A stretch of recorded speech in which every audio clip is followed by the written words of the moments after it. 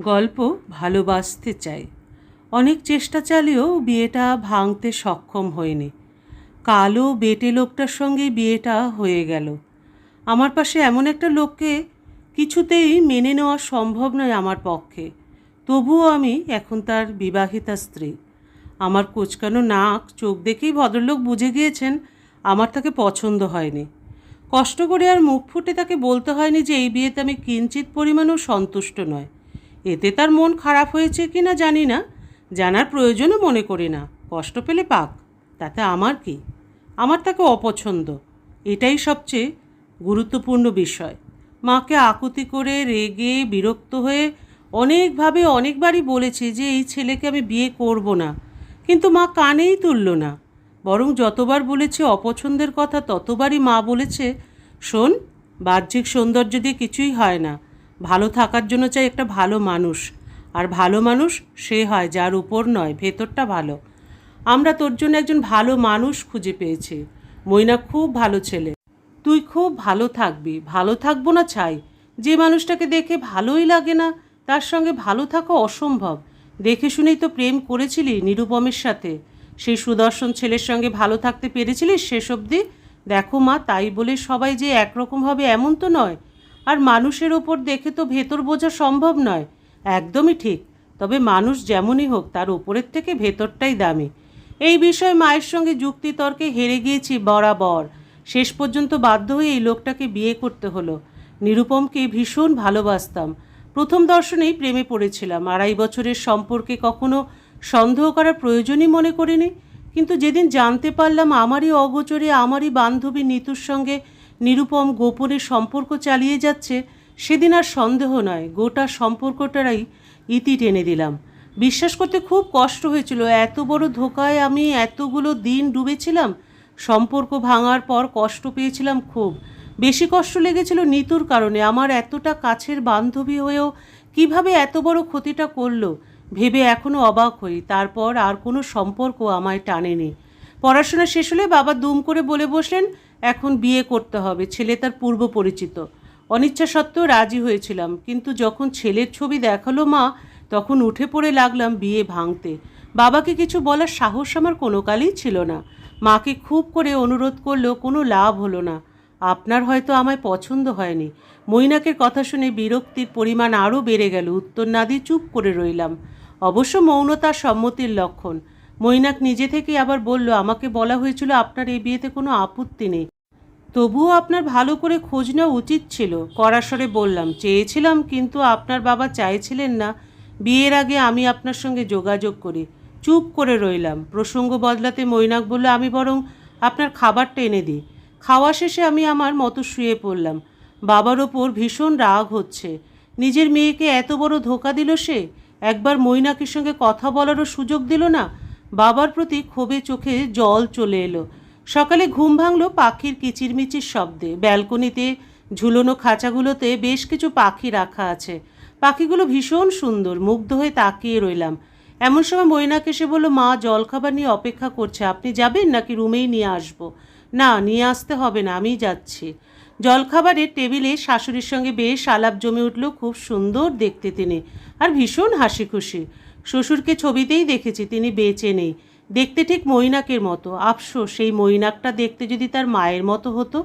সন্ধ্যায় আমার 1 কাপ চা না হলে চলেই না। চা না খেলে মাথা ধরে যায়। এ বাড়িতে নতুন বলে বলতেও পারছি না। চুপচাপ ব্যালকনিতে দাঁড়িয়ে আছে। হঠাৎ শাশুড়িমা 1 কাপ চা এগিয়ে দিয়ে বললেন, মৈনাক বলল তোমার নাকি সন্ধ্যায় চা খাওয়ার অভ্যাস। মৈনাক কী করে জানে এ কথা? আমি অবাক হয়ে তাকিয়ে রইলাম।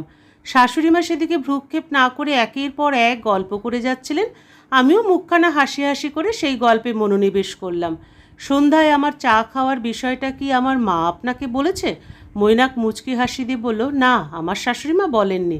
তাহলে? আপনার ফেসবুক প্রোফাইলে ঢু মারতে গিয়ে জানতে পারলাম সন্ধ্যাটা আপনার চা ছাড়া চলে না। অবাক হয়ে প্রশ্ন ছুড়লাম, আমার ফেসবুক অ্যাকাউন্ট পেলেন কি করে?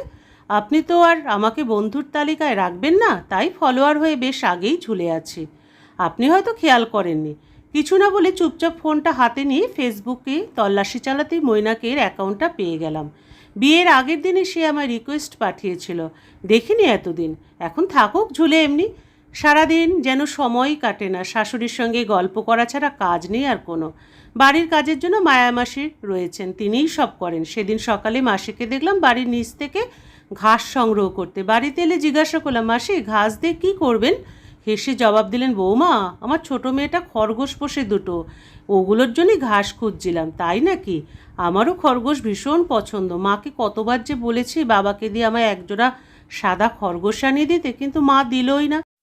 বলল ওসব পোষা নাকি খুব ঝামেলা। তা ঠিক, এগুলো পোষা আসলেই ঝামেলা। তবুও মেয়ে শখ করেছো তো তাই। মায়ামাসি কথা শেষ করে চলে গেলেন। আমি বসে টিভি চালু করলাম। মৈনাক অফিসের উদ্দেশ্যে বেরিয়ে গেল মাত্র। যাওয়ার সময় তার মুখে ভদ্রতা রক্ষার খাতিরে প্রতিদিনই আমাকে শুনতে হয়, আসি, নিজের খেয়াল নেবেন। আমি মাথা নেড়ে সম্মতি প্রকাশ করি, না হলে বাড়ির লোকে সন্দেহ করে বসবে। দাম্পত্যের শুরুতেই কলহ বাঁধিয়েছি, এই কারণেই মনের বিরুদ্ধে গিয়ে প্রায় অনেক কাজ করতে হয় আমায়। দুপুরে কলিং বেলের আওয়াজ শুনে দরজা খুলতে গিয়ে এগিয়ে গেলাম। মায়ামাসি রান্নাঘরে আর মা স্নান করতে গেছেন। দরজা খুলতেই দেখি এক অপরিচিত লোক একটা খাঁচায় দুটো সাদা খরগোশ নিয়ে দাঁড়িয়ে আছেন। আমি কিছু জিজ্ঞাসা করার আগেই তিনি বললেন, মৈনাক স্যার পাঠিয়েছেন আপনার জন্য। আমি স্যারের অফিসে কাজ করি, ধন্যবাদ। খাঁচাটা হাতে নিলাম। লোকটা বিদায় নিয়ে চলে গেল। খরগোশ দুটো ভীষণ সুন্দর, খুব সুন্দর তাদের চোখ। চোখ মুখে খুশি জেগে উঠল আমার। এটা নিশ্চিত যে সকালে মায়ামাসির সঙ্গে কথাগুলো মৈনাক শুনতে পেয়েছিল। আর যাই হোক, অন্তত এই কারণে মৈনাককে আমার একটা ধন্যবাদ দেওয়া উচিত। সন্ধ্যায় বাড়িতে ফিরল মৈনাক। আমার আজ সারাদিনের খরগোশের পেছনেই চলে গেল। আমার এমন খুশি দেখে শাশুড়িমাও বেশ খুশি হলেন। তিনি খরগোশ দুটোর সুন্দর নামও দিলেন। খরগোশ পছন্দ হয়েছে? মৈনাকের কথায় পাশ ফিরে তাকায়। খুব, আপনাকে ধন্যবাদ। আমার মুখের হাসি যেন মৈনাকের ঠোঁটেও হাসি এনে দিল। রাস্তার ধারের দোকানের ফুচকা, চটপটি, ঝালমুড়ি আমায় বেজায় টানে। কি করে যেন এই টানটা জেনে যায় মৈনাক। তারপর প্রায় সন্ধ্যাতেই আমায় আর মাকে নিয়ে বের হয় রাস্তার ধারের দোকানের মজার সব খাবারের স্বাদ নেওয়ার জন্য। বেশ আনন্দে সময় কাটে তখন। এই আনন্দে আর হাসির মাঝে আমি আর মৈনাক অনেকটাই সহজ হয়ে গিয়েছে। জটিল সম্পর্কটা এখন বন্ধুত্বের দিকে অগ্রসর হচ্ছে। ফেসবুকে একে অপরের বন্ধুর তালিকায় জায়গা করে নিয়েছে। আজ ভীষণ বৃষ্টি। বৃষ্টি আমার খুব ভালো লাগে, আমার মনের পরম বন্ধু। কিন্তু আবার এই বৃষ্টি আমার শরীরের চরম শত্রু। বৃষ্টিতে ভিজলেই ঠান্ডা লেগে যাবে, তারপর জ্বর, সর্দি, কাশি, হাঁচি হবে। এটাই যেন নিয়ম, এর ব্যতিক্রম কখনোই হয় না। আজকের বৃষ্টি দেখে লোভ সামাল দেওয়া অসম্ভব। এখানে মা বাবাও নেই যে বকবে। ভেজার উদ্দেশ্যে ছাদের দিকে রওনা হতেই বাধা হয়ে দাঁড়ালো মৈনাক। আপনার শরীর খারাপ করবে, বৃষ্টি উপভোগ করতে খুব মন চাইলে ছাতা নিয়ে বৃষ্টির মধ্যে দাঁড়িয়ে থাকুন, তবে গায়ে যেন জল না লাগে, সেদিকে খেয়াল রাখবেন। খুব রাগ হলো মৈনাকের কথায়। তার সঙ্গে ভালো ব্যবহার করেছি, তাই বলে অধিকার খাটানোর অনুমতি তাকে দেওয়া হয়নি। আমার কোনটাতে ভালো আর কোনটাতে মন্দ সেটা আমার থেকে সে বেশি বুঝবে, এটা মানার মতো মানসিকতা এখনও আমার তৈরি হয়নি। রেগে বললাম, আমাদের নিজেদের সীমার মধ্যে থাকা উচিত, আমাকে শাসন করার অধিকার আপনার নেই। মৈনাক চুপ হয়ে দাঁড়িয়ে রইল। আমার থেকে এমন আচরণ হয়তো সে প্রত্যাশা করেনি, তাই বলে আমিও মোটেও অনুতপ্ত নই।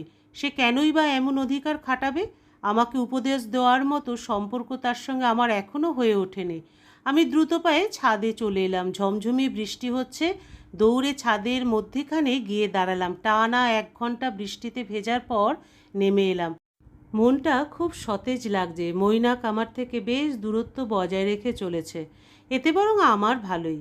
বেশি আদিক্ষেত আমার একদম অসহ্য লাগে। সন্ধ্যা হতেই হাঁচি শুরু হলো। রাত যত গভীর হচ্ছে আমার জ্বরও যেন বেড়ে চলছে। শাশুড়ি মৈনাকের ওপর খিটখিটে মেজাজ দেখে রেগে চলেছেন। তুই বৌমাকে বারণ করবি তো ভিজতে? তুই জানিস না বৌমার বৃষ্টির জলেতে ঠান্ডা লাগে?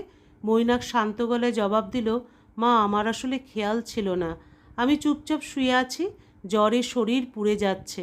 ডাক্তারের কাছে যাওয়ার জন্য শাশুড়ি আর মৈনাকের জোর অনুরোধও প্রত্যাখ্যান করলাম।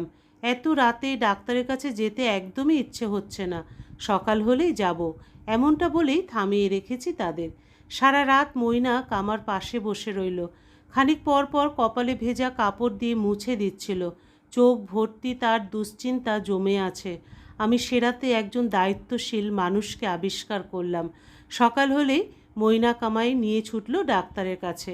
মৈনাকের এমন অস্থিরতা আমাকে ভাবিয়ে তুলেছে প্রতিনিয়ত। মনে হয় যেন আমি তার পরম আপনজন। খুব প্রিয়জনের জন্যই মানুষের এমন ছটফটানি হয়, যেটা আমি মৈনাকের ভেতরে স্পষ্ট দেখতে পেলাম। ডাক্তারের কাছ থেকে ফিরছি আমরা, গাড়িতে পাশাপাশি দুজন বসে আছি। মৈনাক প্রশ্ন করলো, আপনার কি একটু ভালো লাগছে নাকি এখনও খুব কষ্ট হচ্ছে? ঠোঁটে হাসির রেখা জেগে উঠল আমার।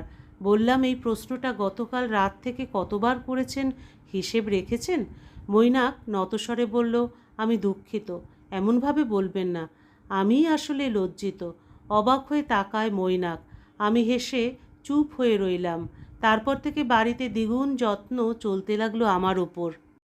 মায়ামাসি দরদমাখা কণ্ঠে বললেন, ভবিষ্যতে বৃষ্টির ধারে কাছেও ঘেঁষার সাহস করো না বৌমা, আমরা কিন্তু খুব কষ্ট পাই।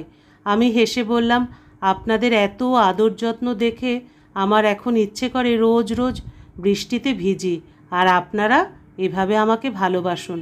শাশুড়িমা কাছে এসে বসলেন, কপালে হাত রেখে বললেন, তোমাকে আমরা সবসময় ভালোবাসি। বিকেলের গল্পে শাশুড়িমা তার নিজের গল্প জুড়ে দিলেন। তোমার শ্বশুরের সঙ্গে যখন আমার বিয়ের কথা চলে, একদমই পছন্দ হয়নি তাকে, দেখতে ভালো না, এটাই অপছন্দের একমাত্র কারণ ছিল। বাবা মায়ের মুখের ওপর কিছু বলার সাহসও পাইনি। মন খারাপ থাকতো খুব, কিন্তু বিয়ের পর বুঝতে পারি আমি আসলে একজন ভালো মানুষের সঙ্গ পেয়েছি। এটাই একজন মানুষের জীবনের সবচেয়ে বড় পাওয়া। শাশুড়ির সঙ্গে আমার চোখ জোড়াও টলমলিয়ে উঠল। চোখের জল লুকিয়ে তিনি বললেন, মৈনাক হয়েছে ঠিক ওর বাবার মতো, দেখতে সুশ্রী নয়, কিন্তু ভেতরে একজন সুন্দর মানুষ। আমি চুপ হয়ে তার সব কথা শুনতে লাগলাম। ভেতরে কেমন একটা হচ্ছিল, অস্থির হয়ে উঠছিলাম। মৈনাকের মুখটা খুব মনে পড়ছিল। কেন এমন হচ্ছিল তখন বুঝে উঠতে না পারলেও পরে ঠিক টের পেলাম। সন্ধ্যায় ব্যালকনি জুড়ে জোছনার আলো জমেছে। মৈনাক চুপচাপ দাঁড়িয়ে আছে। আমি পাশে গিয়ে দাঁড়াতেই থতমত চেহারায় তাকায় সে। আপনার শরীরের অবস্থা এখন কেমন? খারাপ লাগছে?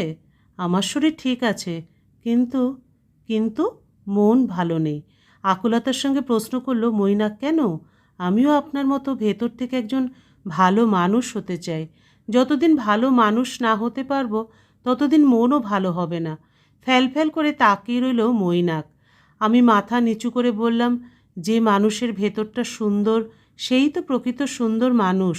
সেই মানুষটাই তো ভালো রাখতে জানে আর ভালোবাসতেও। মৈনাক অবাক চোখে চুপ হয়ে রইল। আমি তার চোখের দিকে চোখ রাখলাম। সে কিছু বলতে যাবে, এমন সময় আমি দুম করে বলে বসলাম, আমি আপনাকে ভালোবাসতে চাই। মৈনাকের দু ঠোঁটে খুশির বান নামল। চোখ মুখ জুড়ে সে খুশির রেশ ছড়িয়ে গেল।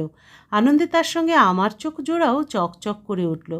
ভেজা চোখে তাকিয়ে বললাম, বিগত কর্মকাণ্ডের কারণে অনুতাপে পুড়তে থাকা এই মানুষটাকে ক্ষমা করতে পারবেন তো? মৈনাক হেসে বলল, হাতটা ধরতে পারি একবার? উত্তরে বললাম, আমি তো আপনারই। মৈনাক হেসে উঠে হাতটা শক্ত করে ধরে বলল, আপনাকে নিয়েই ভালো থাকতে চাই। মায়ের কথাটা আজ ভীষণ মনে পড়ছে। প্রকৃত সুন্দর থাকে মানুষের ভেতরে, বাহিরে নয়।